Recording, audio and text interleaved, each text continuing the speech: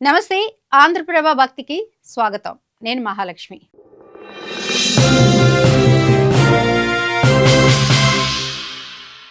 గుమ్మడికాయని ఎందుకు బలి ఇస్తారు?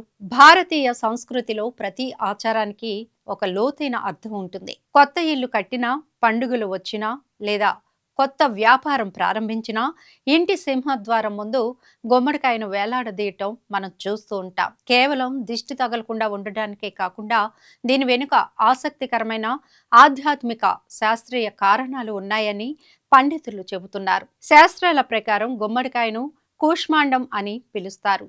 గుమ్మడికాయకు గాలిలోని ప్రతికూల తరంగాలను లేదా ఇతరుల అసూయ, ద్వేషం వంటి దృష్టి దోషాలను గ్రహించే శక్తి ఉందని నమ్ముతారు. ఇది సాత్విక గుణాన్ని కలిగి ఉండి ఇంటికి శుభ సంకేతాలను, సానుకూల శక్తిని ఆకర్షిస్తుంది. పురాతన కాలంలో గ్రామ దేవతలకు, శక్తి స్వరూపునికి జంతువులను బలి ఇచ్చే ఆచారం ఉండేది.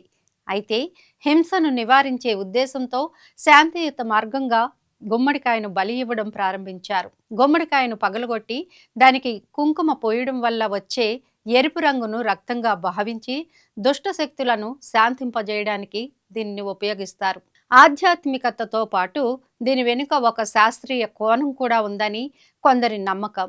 గుమ్మడికాయలోని కొన్ని సహజ గుణాలు గాలిలోని బ్యాక్టీరియాను, క్రిములను గ్రహించడంలో సహాయపడతాయని చెబుతూ ఉంటారు.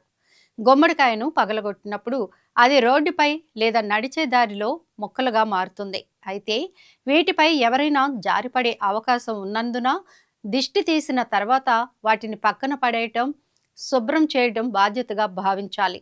హిందూ సాంప్రదాయంలో ఏదైనా శుభకార్యం కొబ్బరికాయ కొట్టడంతో ప్రారంభమైతే దిష్టిని తొలగించి గుమ్మడికాయ కొట్టడంతో ముగుస్తుంది. ఇది ఒక రక్షణ కవచంలా పనిచేస్తుందని ప్రజలు బలమైన నమ్మకంగా నమ్ముతూ ఉంటారు.